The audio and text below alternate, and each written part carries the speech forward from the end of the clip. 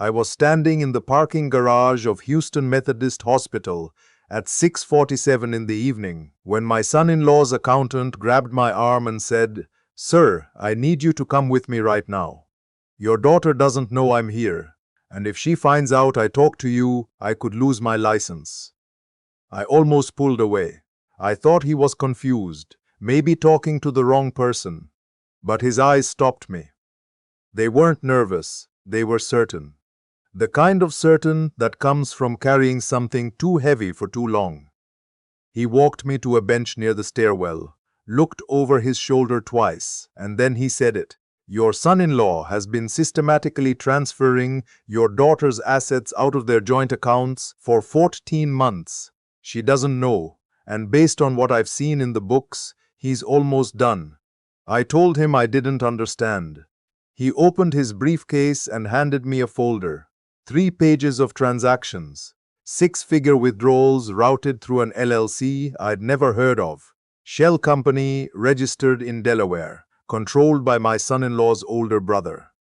Money that belonged to my daughter, she'd spent 12 years building, disappearing in neat little increments that looked, on paper, like business expenses. "Why are you coming to me?" I asked. "Because you're the only person in her life he hasn't gotten to yet," he said. "And because I have a daughter about her age." Then he stood up, took the folder back, and said he'd never spoken to me. "Comment where you're watching from and what time it is, because at 6:47 in the evening in Houston, Texas, I thought I was just a retired grandfather waiting for his daughter's follow-up appointment to end. I had no idea I was standing at the beginning of the worst thing a man can discover about someone he shook hands with and called family. My name is George, and I'm 66 years old. I spent 34 years building a logistics company out of a 2-truck operation in 3rd Ward, Houston, into something that employed 200 people at its peak. I sold it at 61 for enough money to retire comfortably, take my wife on the trips we'd always put off, and never worry again. But the thing about men like me is that comfort doesn't sit still. 3 months after selling, I was consulting. A year later, I was on 3 nonprofit boards. My wife, Charlotte, used to say that I was physically incapable of leaving a room without reorganizing it. We had 1 child. Our daughter, Naomi, was 34, a structural engineer who designed bridges for a municipal contracting firm. She had her mother's precision and my stubbornness, which meant she was excellent at her job and nearly impossible to argue with. She had married her husband, Kenneth, when she was 29. He was 37 at the time. Confident, well-dressed, worked in commercial real estate development. He had a firm handshake and the kind of voice that made you want to agree with whatever he was saying. Charlotte had reservations from the beginning. She didn't say them loudly, and she didn't say them often, but she said that he talks over her. She told me one Sunday after dinner, washing dishes while Kenneth and Naomi laughed about something on the back porch. Not rudely, he's too smooth for rude, but he finishes her sentences, redirects her stories, and she thinks it's affection. I told Charlotte she was reading too much into dinner conversation. "I'm reading him exactly right," she said. "That man sees our daughter the same way a developer sees a vacant lot. He's calculating what he can build on it." I told her to give him a chance. He treated Naomi well, or at least he appeared to. He planned trips for them. He remembered her birthday with the kind of theatrical gestures that make other people applaud. He called me sir and brought me bourbon from distilleries I'd actually heard of. I told Charlotte she was projecting. I should have listened to Charlotte. The trouble started quietly, the way it always does when someone is careful about it. Naomi had always been financially independent. She kept her own accounts, managed her own investments, had a Roth IRA she'd been contributing to since she was 23. When she married Kenneth, they combined some finances for household purposes. But she kept her professional earnings in her own name. That was her line, and to his credit, Kenneth never pushed against it openly. About 2 years into the marriage, he started bringing up the idea of a joint investment portfolio. He'd found opportunities, he said. Real estate plays in the Dallas-Fort Worth corridor, a mixed-use development in Midtown Houston. He had connections, relationships, insider timing. If they moved together, he said, they could double what they had in 5 years. Naomi told me about it over the phone one evening. She sounded cautious, the way she always sounds when she's thinking through load-bearing calculations. What do you think, Dad? I think you should have a financial advisor who isn't also sleeping in your bed. Look at whatever he's proposing, I said. She laughed. Kenneth says I overcomplicate things. Kenneth isn't an engineer. She went quiet for a moment. He gets frustrated when I ask too many questions. He says it feels like I don't trust him.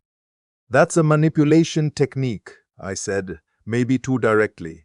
A man who loves you doesn't get frustrated when you ask questions about your own money. She said I was being unfair. She said I'd never given Kenneth a real chance. She said this was their marriage and their future, and she appreciated my opinion, but she needed to make her own choices. 2 months later, she moved a significant portion of her savings into a joint investment account they'd opened together. Charlotte and I didn't find out until she mentioned it casually at Thanksgiving. The way you mention something you've already processed and moved on from. I caught Charlotte's eye across the table. She looked at her plate and said nothing, which was how I knew she was furious. She's a grown woman, Charlotte said to me that night. We raise them to be independent, and then we have to respect that independence even when it scares us. Even when they're making a mistake, even then. Because the alternative is becoming the problem ourselves. She paused. But I'm watching him, George. I'm watching him very carefully. Naomi's health had been fine until about 16 months ago, when she started having what the doctors called anxiety episodes. Heart palpitations, trouble sleeping, difficulty concentrating at work. She'd been under stress, she told us. The firm had a major deadline. Kenneth's development project had hit some regulatory snags, and they'd been arguing more than usual. Charlotte drove to their house in Sugar Land 3 times in 1 month to sit with her daughter. She called me after the 3rd visit. She's not anxious, Charlotte said. She's isolated. Every time I'm there, Kenneth finds a reason to be in the room. He redirects every conversation. Last time I tried to ask Naomi about her retirement accounts, he jumped in and said they were restructuring their finances with a new advisor, and it wasn't a good time to talk about it. Maybe it wasn't, George. Charlotte's voice was steady and flat. He watched me like I was a threat. I've known that man for 5 years, and he watched me like I was something he needed to keep away from his wife. I thought about that call for 3 days, and then I let myself get distracted by a board meeting, a golf trip, a granddaughter's school recital. Life fills the spaces where worry lives, if you let it. Charlotte got sick 8 months ago. A diagnosis that started as concerning and escalated to serious faster than either of us was prepared for. Breast cancer, stage 2, caught early enough for good odds, but requiring immediate treatment at the Texas Medical Center. My whole world narrowed to her room, her doctors, her schedule. Naomi was there every step of the way. She took family leave from work, drove her mother to chemotherapy appointments, sat in waiting rooms doing bridge calculations on her laptop while the IV dripped and Charlotte slept. Kenneth came occasionally. He sent flowers. He called to check in, or at least he said he did. But it was Naomi who showed up. It was during one of those waiting room afternoons, about 6 months into Charlotte's treatment, that Naomi started crying in a way that wasn't about her mother. I knew the difference. I've known my daughters cry since she was 3 days old. What is it? I asked. Nothing, she said. I'm just tired, Naomi. She closed her laptop. Kenneth and I have been fighting about money. He says I'm not being a supportive partner in the investment strategy. He says I keep undermining the plan by asking the advisor questions he's already answered. Which advisor? The one they the one we hired together. Through Kenneth's connections, do you have access to all the accounts? She hesitated, one beat too long. I have access to what I need to see. That sentence burrowed into me and stayed there. I started paying attention in a different way after that. Not loudly. I didn't want to push Naomi away the way I had 3 years earlier. I reached out quietly to an old business contact, a woman named Adrian, who ran a boutique financial forensics firm downtown. I asked her, hypothetically, what the signs looked like when money was being moved without a spouse's full knowledge.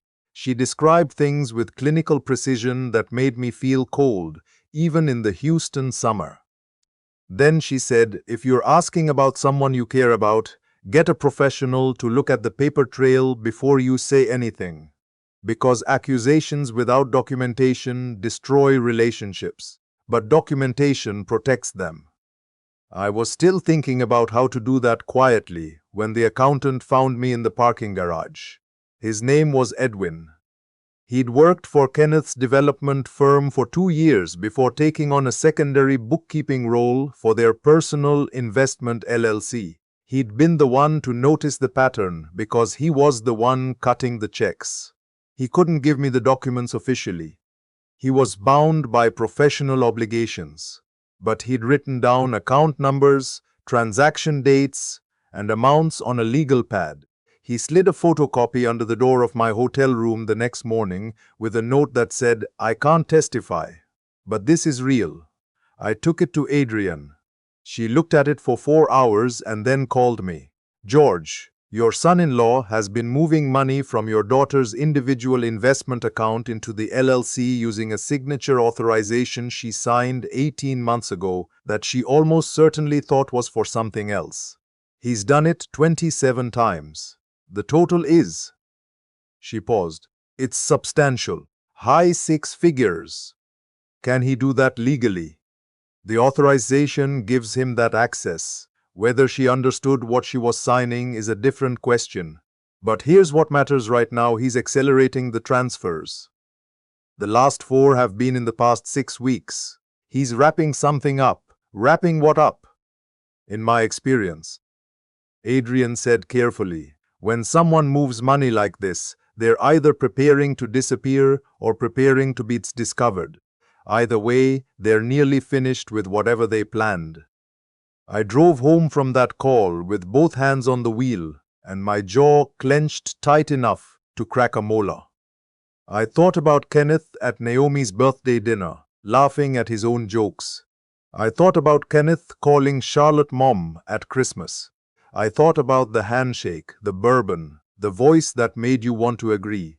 I thought about Charlotte telling me that man sees our daughter the same way a developer sees a vacant lot. I had to tell Naomi. Every instinct I had said, go to my daughter right now, call her on the phone, put the documents in her hands, let her see what I've seen. But I called Adrian first. You can't, she said flatly. Not yet. She's my daughter. And if you tell her tonight, she tells him tonight. Not out of loyalty, out of shock, disorientation. He'll deny it, discredit the source, and transfer what's left in the next 24 hours. You'll have papers that prove what happened, but no legal standing to stop what happens next. So what do? You need a family law attorney who handles asset dissipation cases. Tonight, if possible. Then we document what we have and freeze those accounts before he can move again.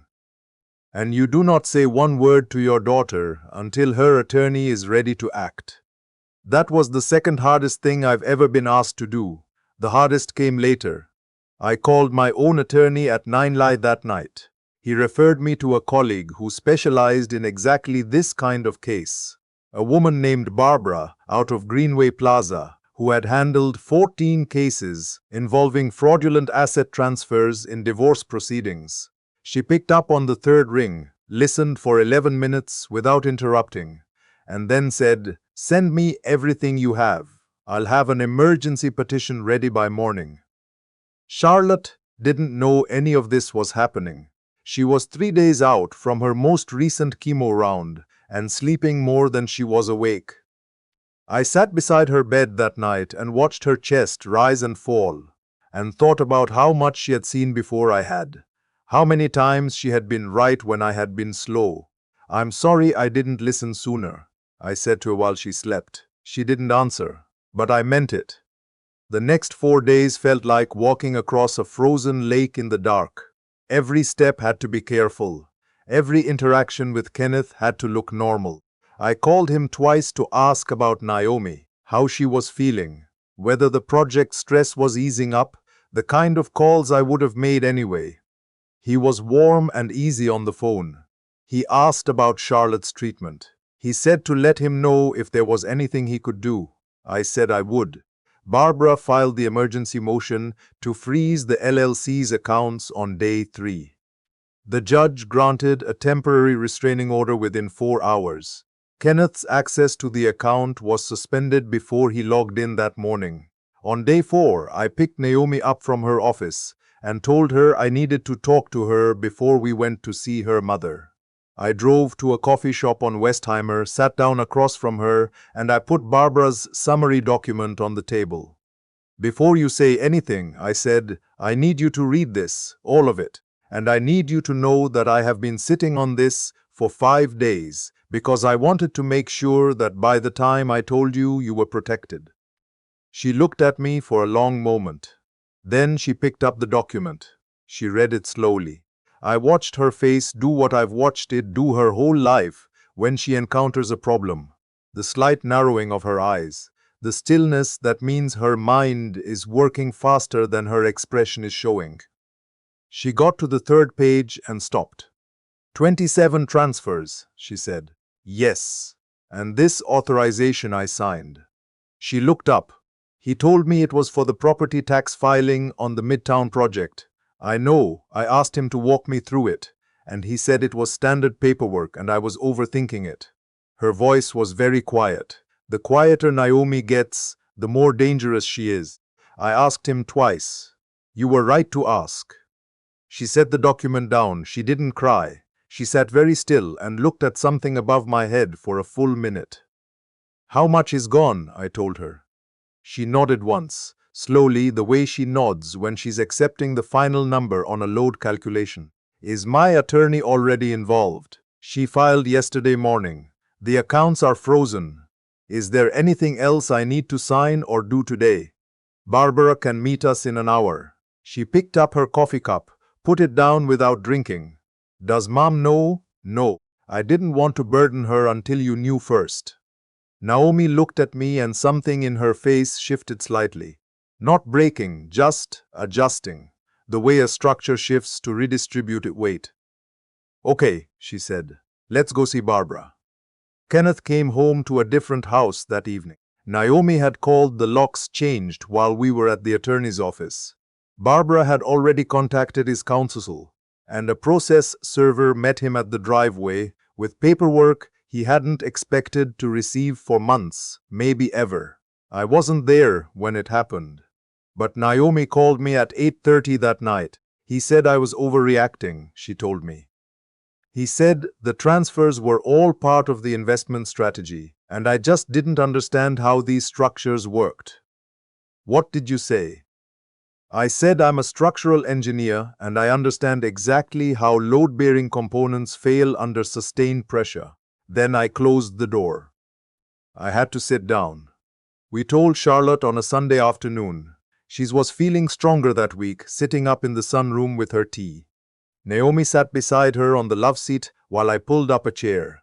We told her together, the way we'd always handled hard things, as a unit with honesty, without theatrics.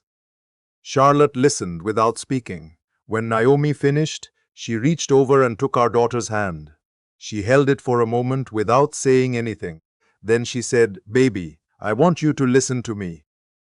"Okay, Mama, what he did is going to feel like a failure for a long time. Like you missed something you should have seen, or trusted someone you shouldn't have, or asked one question too few. And none of that is true.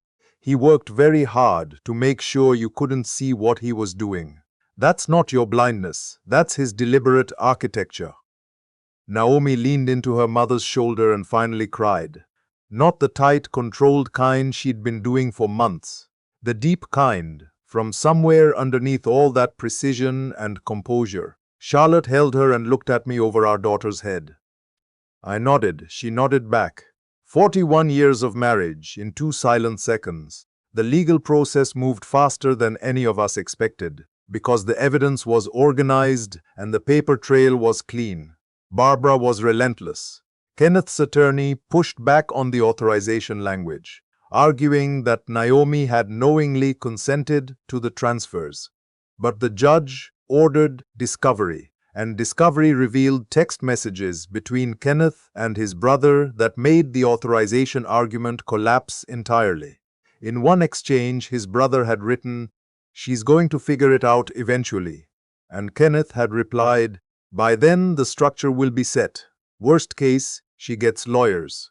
Best case, she's too tired from worrying about her mother to look closely." Naomi's mother. He had calculated her grief. I read that exchange in Barbara's office, and my hands went still in my lap. I thought about every Sunday dinner, every phone call, every time he called me sir and poured good bourbon and asked thoughtful questions about my company. I thought about how many hours I had spent in proximity to something that cold without ever feeling the temperature. He had planned this before Charlotte got sick. The illness just made his timeline more convenient. Naomi got her money back, not all of it. Some transfers had already moved through layers of the LLC structure, and tracing them was expensive and slow. But Barbara recovered the majority. Kenneth's firm collapsed during the proceedings when 2 other investors brought separate claims. He left Houston. I don't know where he went, and I've made peace with not knowing. The divorce was finalized 9 months after that evening in the parking garage. Charlotte finished her treatment in the spring. Her oncologist called it a strong response. The day of her last infusion, Naomi and I sat on either side of her, and when the nurse unhooked the IV for the final time, Charlotte sat up straight, adjusted her head wrap, and said, "Well, I've had enough of this particular waiting room." We took her to her favorite restaurant in the Heights that evening, the one she'd been talking about going back to for 8 months. She ate the redfish, drank half a glass of good white wine, and laughed at something. Naomi said loud enough that the table next to us turned around to look. I watched them and felt something I don't have a name for. Something between gratitude and grief, and an almost physical awareness of how close things had come to being different. Naomi is okay. Not immediately okay, not paper over it okay, but the real kind, the kind that comes from hard reckoning and choosing to rebuild. She moved into a condo in Midtown a month after the divorce. She started running again, something she'd stopped doing in the second year of the marriage, without either of us noticing, until it was gone. She called me one Saturday morning from a trail along the bayou, breathing hard, just to tell me what the water looked like. "What does it look like?" I asked. "Good," she said. "It looks really good, Dad." She doesn't talk much about Kenneth. When she does, she's precise about it, the way she's precise about everything. Measuring the damage, identifying what held, deciding what she'll build differently next time. I don't push, I just show up when she asks, and sometimes when she doesn't. About 3 months after the divorce, I ran into Edwin at a conference downtown. He saw me from across the room and I watched him decide whether to come over. He did. "How is she?" he asked. "Better every day." He nodded. He didn't say anything else about it, which I respected. He'd taken a significant risk and he'd taken it quietly, the way decent people often do the right thing, without needing it acknowledged. "Your wife?" he asked, "getting stronger." "Good." He shook my hand. "That's good, sir. Last month, Charlotte and I flew out to see her. We spent 4 days. On the third afternoon, the 3 of us sat on Naomi's small balcony with coffee, and the Houston skyline going orange in the distance, and we just talked. About her work, a project she's proud of, a pedestrian bridge over a stretch of bayou that flooded badly in the last hurricane, designed to hold. "Tell me about it," Charlotte said. And Naomi did. For almost an hour, She walked us through the load distribution principles, the foundation choices, the things that make a bridge last even when the water rises fast. Charlotte asked better questions than I did because she always does. I mostly just listened to my daughter talk about building something that would outlast the storm. When she finished, Charlotte set down her coffee cup and said, "Baby, that bridge sounds like you." Naomi smiled at that. Really smiled, the kind that goes all the way up. "I hope so, Mama. I've thought about that afternoon, every day since, about what it costs to trust the wrong person, about how long you can stand next to something dangerous without knowing, and how fast everything can clarify once one honest person decides to say what they know. If you are watching this, and something in your gut has been telling you to look more carefully at someone who controls something that belongs to you, your money, your health, your schedule, your relationships with other people, I need you to hear this. That feeling is information. You do not have to ignore it to be a good partner or a good family member. Asking questions about your own life is not an accusation. And the person who gets angry when you ask questions about your own money has already answered the most important question. Charlotte always says, watch what they protect, not what they say they care about, but what they protect when they think nobody's checking. She's been right about that longer than I've been smart enough to admit. Get someone you trust to look at what you're not seeing. Do it before you need to. Do it while things are still okay. Because the people who do things like this count on the fact that you'll wait until you're too far in, too exhausted, or too grieved to look clearly. My daughter is building a bridge right now that's going to hold through whatever comes next. She got here through something that should have broken her, and she's still standing, still calculating, still asking the right questions.